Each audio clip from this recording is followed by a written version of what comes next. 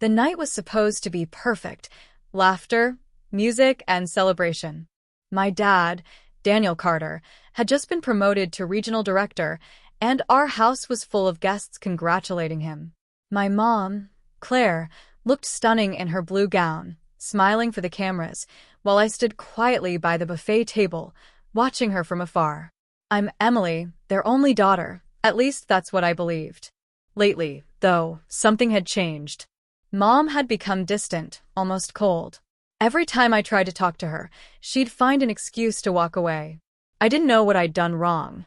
When Dad went up to give his speech, his voice was warm and proud. "Tonight is not just about my success," he said. "It's about my family, my incredible wife, Claire, and my beautiful daughter, Emily." The crowd applauded. I smiled and looked at Mom, expecting her to smile back. But she didn't. Her eyes were fixed elsewhere, and her expression was unreadable. After the speech, I went to the kitchen to breathe. That's when I overheard two women whispering near the door. "She's adopted," one said softly. "Claire never tells anyone, but Emily's not her real daughter." The words hit me like lightning. Adopted? I froze. The sound of laughter from the party faded behind me. My mind went blank, my heart racing.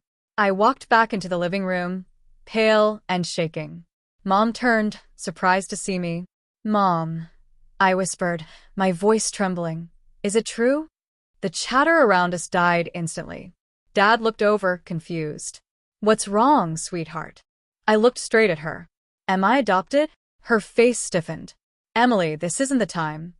"Then when is the time?" I interrupted. "When will you tell me the truth?" Everyone was staring. The music had stopped. My father looked between us, realization dawning in his eyes. But before he could speak, Mom's frustration broke through her perfect calm. "You're not even family, Emily," she blurted out. The silence that followed was deafening.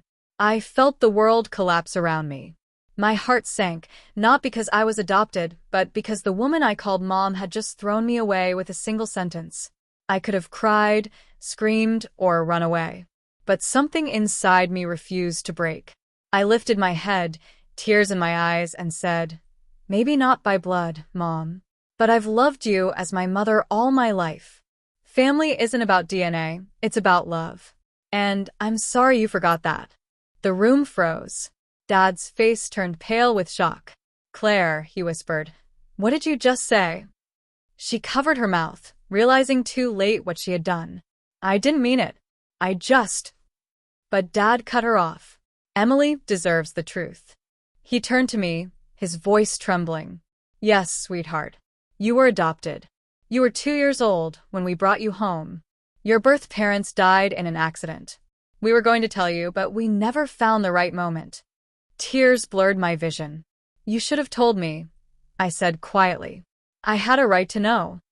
Dad nodded, guilt heavy in his eyes. "You're right. But please understand. You are our daughter. You always will be." Mom stood frozen, unable to meet my eyes. The party ended awkwardly after that, guests leaving in silence. I locked myself in my room that night, tears soaking my pillow. The words, "You're not even family," echoed over and over in my head. The next morning there was a knock on my door. "Emily," Mom's voice said softly, "can I come in?" I didn't answer, but she opened the door anyway. Her eyes were red, her makeup smeared.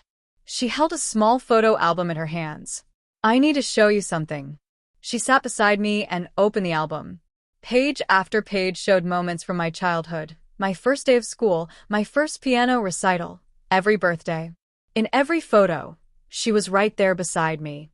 "When we adopted you," she said quietly, "I was terrified. I didn't know if I could love another woman's child. But when you called me Mom for the first time, everything changed. I loved you so deeply that it scared me." She looked at me, with tears streaming down her face. "I said terrible things last night, Emily. I can't take them back. But please believe me, you are my daughter. In every way that matters." I swallowed hard, my chest tight. "You hurt me, Mom, but I believe you. I just need time." She nodded, crying harder now. "I'll wait as long as it takes." From that day, things began to change. Mom stopped hiding behind her pride. She started spending time with me again, cooking breakfast together, asking about my classes, even helping me at the flower shop where I worked part-time. Slowly, the coldness between us melted. Dad, ever the peacemaker, often said, "Sometimes love just needs a little truth to grow stronger." And he was right. The secret that once tore us apart became the reason we finally learned to be honest, to be real. A year later, at my college graduation, Dad gave a small speech. "To my daughter, Emily," he said, smiling proudly, "who taught us that family isn't about blood, it's about the people who stand by you no matter what." Mom took my hand, squeezing it gently.